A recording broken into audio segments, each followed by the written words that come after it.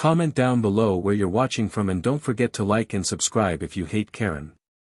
Miles Griffin had barely drifted into the shallow half-sleep familiar to anyone on a graveyard schedule when his bedside handset erupted in a shrill vibrato. A luminous 3 a.m. glared from the digital clock, mocking the few precious hours he reserved for rest before the sun dared to rise. Through a fog of exhaustion, Miles fumbled for the device, expecting nothing more urgent than a wrong number or an automated survey. Instead, the tinny speaker delivered an unmistakable voice, sharp, insistent, and immediately aggravating. "Good morning, Miles. This is Karen from the HOA," the caller announced, her tone lacking even a veneer of courtesy. "I require the front barrier to your property unlatched immediately." Miles sat up, sheets pooling at his waist. The request sounded absurd. No courtesy, no explanation, only a demand issued at an ungodly hour. His neighborhood association possessed a reputation for capricious edicts, but even for the HOA, summoning a resident at 3 in the morning crossed a line. He cleared his throat, forcing calm into his voice. "Karen, I'm not raising that barrier in the middle of the night," he replied evenly. "It's private property, and I need some rest before my next shift. Why do you need access?" Silence stretched on the line for a heartbeat, long enough for Miles to picture Karen's pinched expression framed by perfectly coiffed hair and an ever-present clipboard. When she spoke again, her words dripped with unearned authority. "The reason is not your concern," she snapped. "I must inspect a potential covenant violation inside your frontage, and I won't have time during daylight. Cooperate, or face the consequences outlined in Section 12 of the Community Charter." The phrase, Section 12, made Miles roll his eyes. It was the catch-all clause the HOA invoked whenever they could not cite a genuine infraction. He swung his legs over the side of the mattress, feeling anger replace fatigue. Outside his window, the street lamps carved dull amber circles onto the cul-de-sac, devoid of movement. The idea of permitting anyone, least of all Karen, to wander the grounds under cover of darkness felt both invasive and unsafe.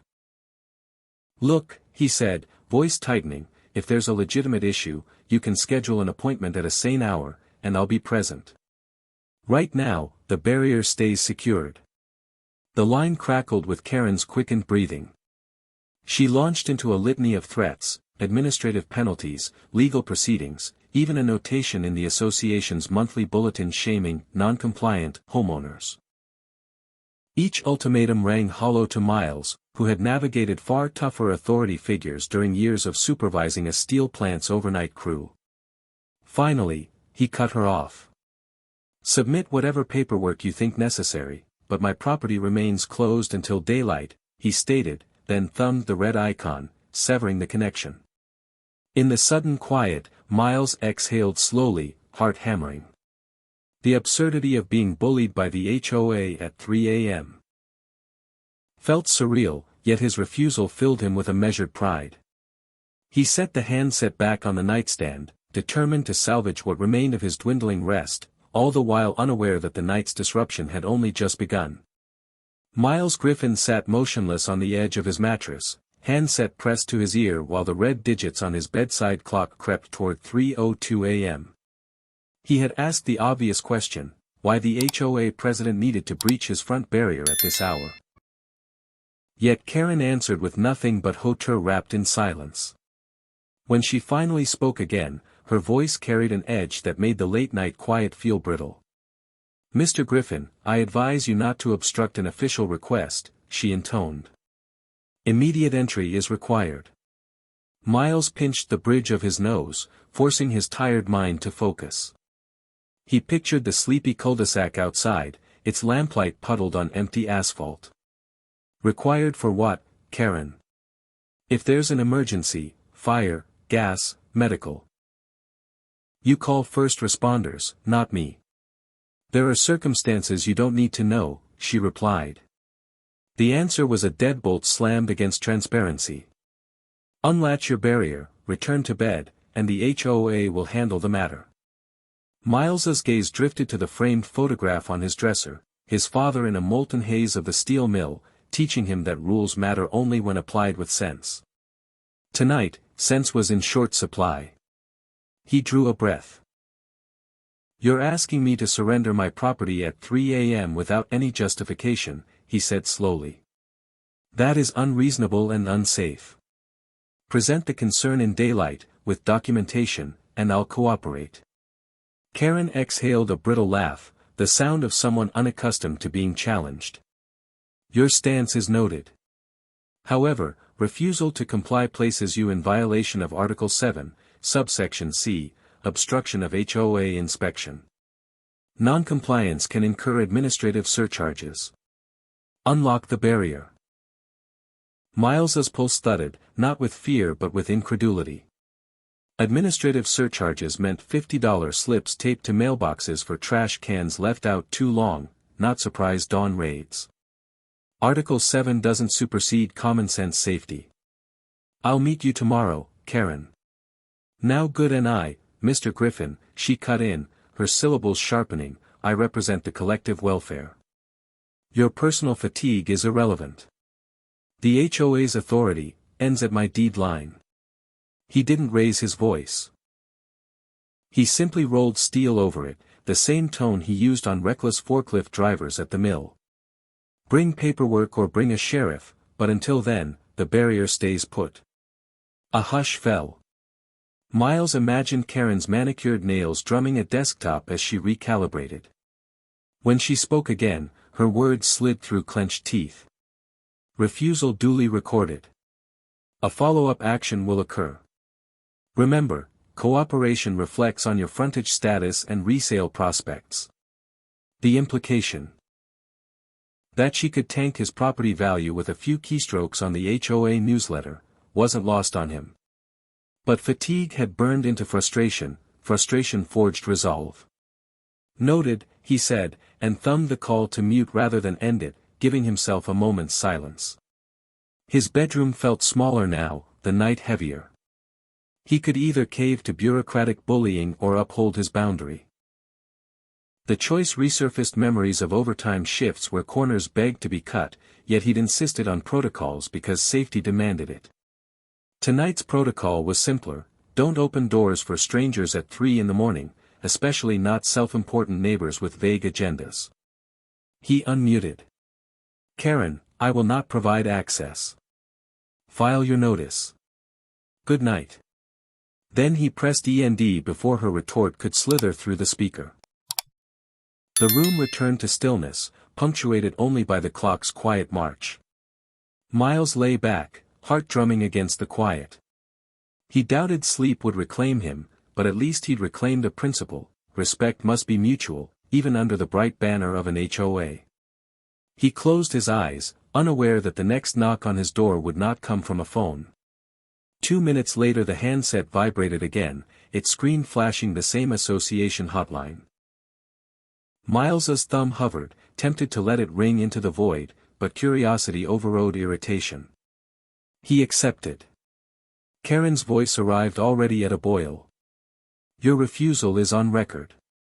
Consequently, the HOA Violation Committee will convene tomorrow to discuss sanctions, financial, legal, and reputational." Miles swung his legs off the bed once more. "Threatening me won't change the answer." "I'm not threatening, Mr. Griffin," she countered. "I'm informing. Expect a penalty invoice before noon." He pictured the HOA's pastel-colored notices fluttering across his neighbors' porches, each embossed with the association seal, a double-ringed oak tree suggesting benevolence while sheltering punitive fine print. Invoice for what? Exercising common sense. "For obstructing inspection and for improper garden maintenance," she snapped. "Your eastern flower bed shows irregular edging, non-harmonious with community standards." Miles barked a tired laugh. The flower bed in question was a row of irises his late mother planted, its edges curved gently, refusing the HOA's preferred 90-degree exactitude. "So now my irises are an emergency." "They're symptomatic of defiance," Karen declared. "Visual disorder spreads when neighbors disregard guidelines." He imagined her clutching that clipboard like a holy text, scanning yards for apostasy. "Listen," he said, softening his tone to something close to compassion. "It's night. Whatever you think you saw can wait. There is a van parked near your hedge," she hissed. "I suspect unlicensed contractors storing materials. I must inspect." The admission spilled out, finally, yet even that smelled off. Miles owned no van and had arranged no repairs. "So you don't know what's happening," he answered. "You're guessing and willing to invade property at 3 a.m. to validate a hunch. A hunch informed by 2 decades of community stewardship," she shot back. "Open the barrier or the committee escalates to municipal code enforcement." The room felt smaller than ever, closing in like the hot shell of a blast furnace. Miles shifted his grip on the handset, wrestling the urge to rant. Decades in industry had taught him to distill frustration into clarity. "Here's what will happen," he said. "At 8 a.m., I'll email the committee requesting any concerns in writing. I will engage once I return from my shift. If municipal authorities wish an inspection, they can schedule and I will be present. Until then, the barrier stays." Silence, then Karen abandoned pretense. "People like you undermine neighborhood harmony," she seethed. "You think your swing shift excuse is neglect? Your lawn is mottled, your shutters need repainting, and your porch light is too bright." Miles cut her off. "Enough. I've recorded this call." He hadn't, but the bluff stiffened his spine. "Any further harassment goes to the sheriff's office." A hiss, like steam venting from a cracked pipe, preceded the final salvo. "Prepare for consequences." The line went dead. Miles set the handset down, fingertips buzzing. He paced the room, glimpsing the sleepy street through his blinds. No van. No crisis. Only stillness. He pulled on sweatpants, double-checked the lock on his front barrier via the smart home app, and sat at the kitchen table with a mug of lukewarm coffee, mind racing. Karen's fixation on control felt less like stewardship and more like mania. Yet underneath the irritation, a chill ran. Had she truly seen a van? Was someone else skulking nearby? He toggled his door camera feed, empty driveway. Still, he couldn't shake the sense that events were sliding beyond petty HOA theatrics. At 3:26, he powered down the phone and headed back to bed, hoping exhaustion would drown adrenaline. He managed 5 shallow breaths before the doorbell rang. 3 piercing chimes that made his heart ricochet off ribcage. The night had found a new tactic, and Miles sensed it wore a different face than Karen's. Miles stalked to the foyer, every footstep deliberate. Through the frosted glass of the door he saw a broad silhouette rocking impatiently on its heels. The porch lamp cast an amber halo around a man in a windbreaker, fists jammed into pockets. Not a police officer's posture, there was too much restless weight in the shoulders. Miles cracked the door, security chain engaged. "Can I help you?" The stranger leaned into the gap, breath laced with spearmint and bravado. "Name's Grant Sloan. Karen's husband." He tapped the doorframe twice, a boxer's rhythm. "We need a chat." "Outside."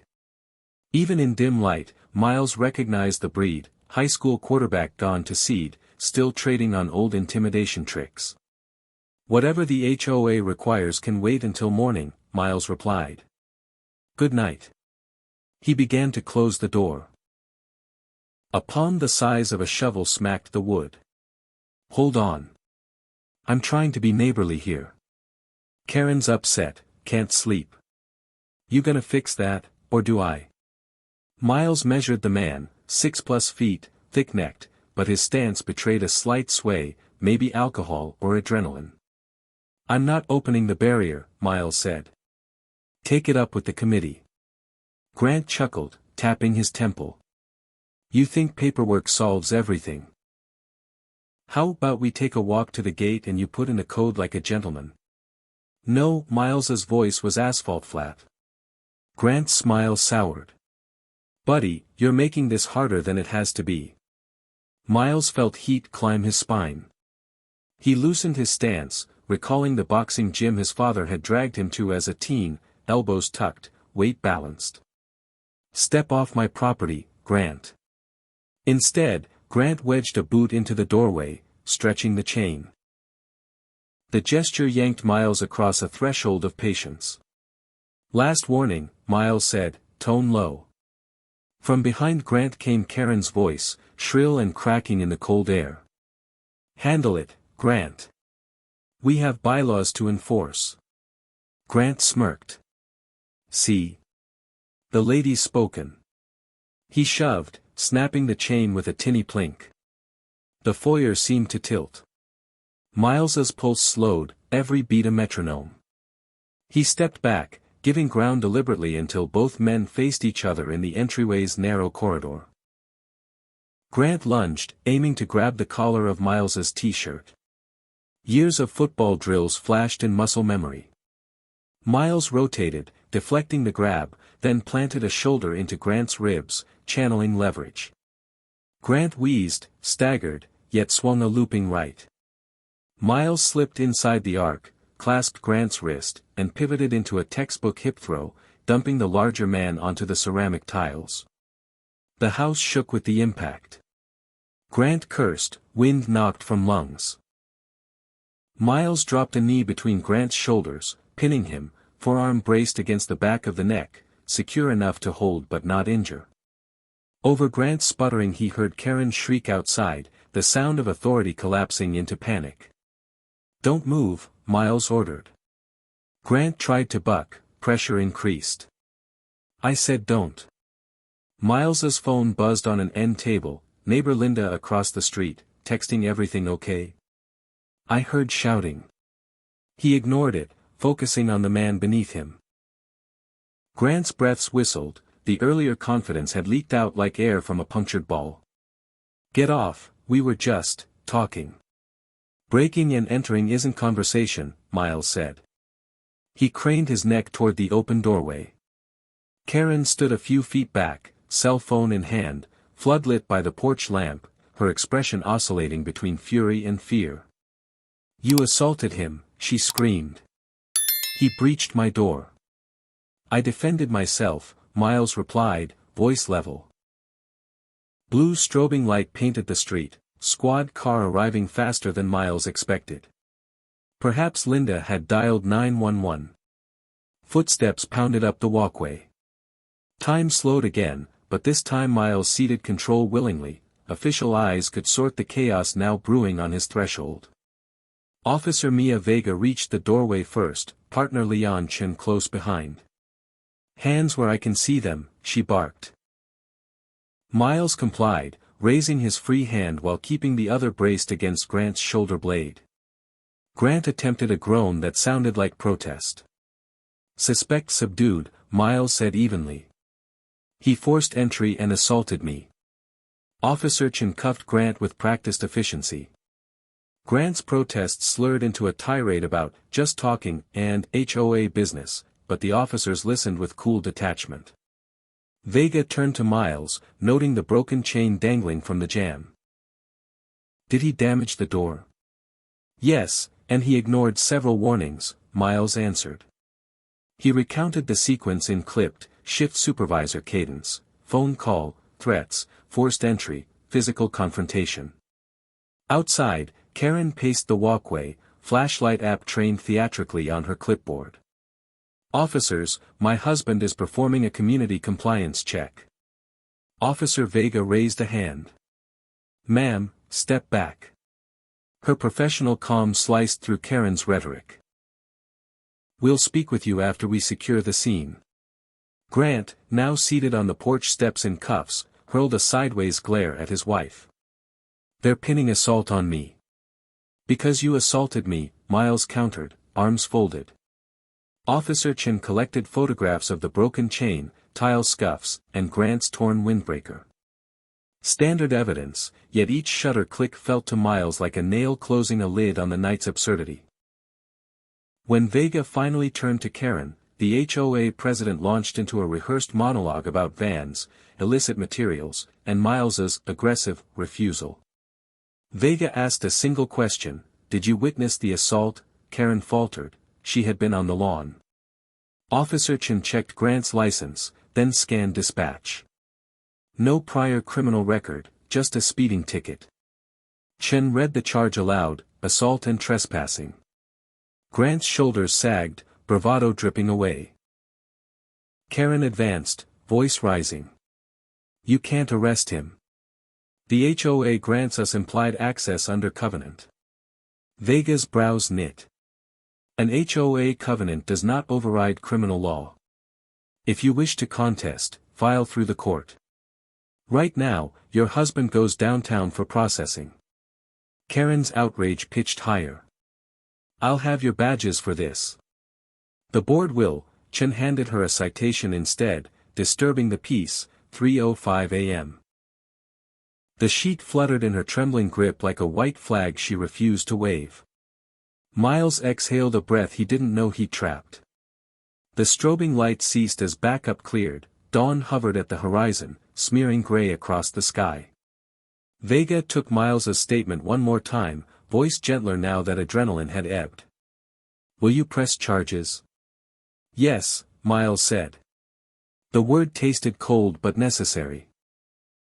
As the squad car pulled away with Grant in the back seat, Karen remained on the grass, clipboard dangling, muttering about bylaws. Officers departed soon after, leaving the cul-de-sac shivering in pre-dawn quiet. Miles resecured the wrecked chain with a temporary bolt, then leaned against the closed door, eyes burning.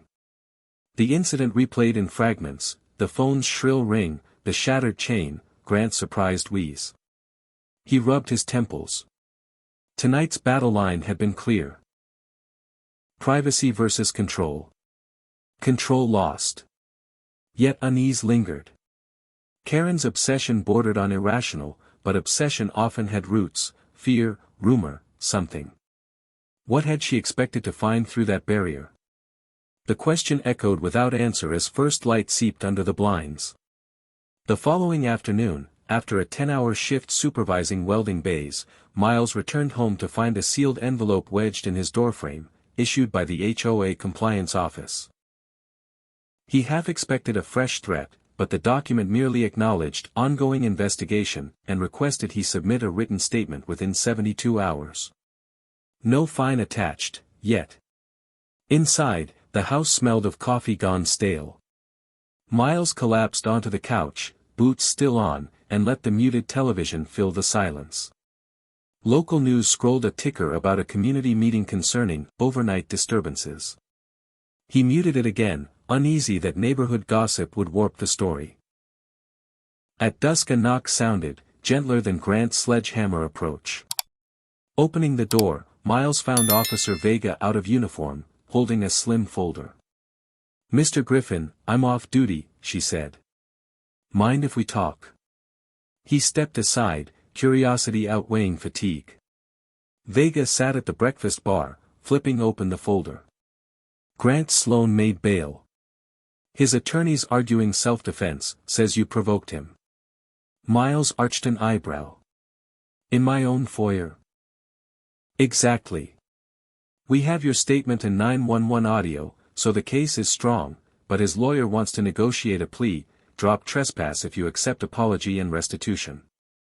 Miles folded arms. I'm not after money. I want accountability. Vega nodded. Understood. The DA thinks a guilty plea on misdemeanor assault is likely. Your call. He rubbed tired eyes. I'll consider. But there's something else. Karen claimed a mysterious van. You find any record of that? Vega produced 2 photographs. A blurry white panel van captured by a neighbor's door camera at 2:55 a.m., idling near Miles's hedge for 40 seconds before rolling on.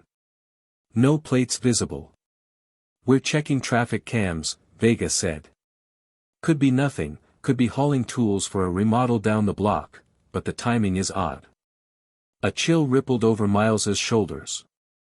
So Karen wasn't completely inventing it. Maybe. Her methods were wrong, but she did see something. Unfortunately, obsession can twist intent. They talked 20 minutes, Vega promising updates. As she left, she paused at the doorway. For what it's worth, community associations usually mellow when presidents rotate. Elections next week. Miles managed a wry laugh. Can't come soon enough. After the door closed, he stared at the folder photo, white van in grainy streetlight, until the image blurred. The night's chaos wasn't simply HOA power tripping, there might have been an external spark, however faint. Yet his fatigue drowned speculation. He typed the requested statement, attached phone logs, and emailed the HOA with a cordial note. 3 days passed. Grant's attorney offered twice more to settle, Miles declined. He changed the chain and installed a reinforced latch. He worked nights, slept days, and ignored the burn of porch-side whispers. On the 4th evening, a certified letter arrived from the HOA. Complaint against Karen for conduct unbecoming the presidency, filed by multiple residents citing her 3 a.m. antics. A hearing was set immediately, and the envelope's carbon copy named Miles as a relevant witness, participation optional. He felt vindication sprout like grass after rain, modest yet alive. Still, the white van's ghost lingered at the edge of thought, reminding him that motives, like shadows, stretch and shift with the light. The hearing convened in the clubhouse. A faux colonial building where bake sales and blood drives normally reigned. Tonight, folding chairs formed a cautious semicircle around a dais. Karen sat alone at the end of the front row, lips drawn so tight they seemed to press syllables back into her throat. Grant was absent, court order barred him from HOA property until trial. Miles chose a seat near the rear. He wasn't required to testify, but curiosity, and a flicker of concern about that van, brought him. The acting chair, Marisol Quinn, called the meeting to order. She introduced the agenda. Item 1, alleged misconduct of President Karen regarding unauthorized 3 a.m. enforcement. Witnesses spoke. Linda described waking to screams, fearing domestic violence. An elderly couple recounted Karen prowling yards with a phone light. Each testimony chiseled away at the myth of benevolent oversight. When Miles's turn came, he relayed events calmly: phone calls, threats, forced entry, arrest. He mentioned the mysterious van, careful not to assign motive. Karen's gaze stayed fixed on her clipboard, as though she could edit reality if she didn't look up. After statements, the board excused witnesses to deliberate. Residents buzzed in clusters. Miles hovered near the refreshment table. Marisol returned 10 minutes later to announce the verdict. Karen was censured and removed from office effective immediately pending a special election. Gasps rippled. Someone clapped before being shushed. Karen rose, clipboard held like a shield. She opened her mouth, shut it, then marched out without a word. The door's soft thud felt anticlimactic after weeks of tension. Outside, dusk painted the parking lot lavender. Miles found Karen facing the ornamental fountain, shoulders shaking, not with rage, but something sadder. Against instinct, he approached. She spoke first, voice raw. "I tried to protect the neighborhood." "From what?" he asked. "The van," she whispered. "Last week someone stole tools from 2 garages. The board ignored me. When I saw headlights near your hedge," her eyes brimmed, frustration mixing with guilt. "I panicked. Thought catching them red-handed would prove my worth." Miles leaned on the fountain's edge. "You could have knocked during daylight. I'd have reviewed my cameras." "I know," she said, almost inaudible. "I let fear turn into control." For a moment, the absurd night shrank into something recognizably human, anxiety mischanneled into authoritarian zeal. It didn't excuse the break-in, but it explained the spiral. "I'm still pressing charges against Grant," Miles said gently. "But I hope you'll focus on yourself. Maybe without the title, life will breathe easier." She managed a brittle nod. As Miles walked away, porch lights winked on across the cul-de-sac like reassurances. He felt lighter, not from victory over an antagonist, but from peeling back the mask to find messy humanity underneath. Answers rarely erased consequences, yet they eased the mind. 1 week later, a cream-colored envelope bearing the HOA seal arrived, this time signed by Evelyn Moore, newly elected president. The letter began with a formal apology. On behalf of the association, I regret the distress caused by recent events. Paragraph 2 addressed landscaping rules. Gone were prescriptive diagrams dictating inch-perfect edging. In their place, a pledge to adopt inclusive guidelines celebrating individual expression so long as safety and basic maintenance are upheld. Miles chuckled, his irises had survived the Inquisition. The third paragraph invited residents to a Saturday listening garden stroll, encouraging neighbors to share horticultural tips over lemonade rather than citations.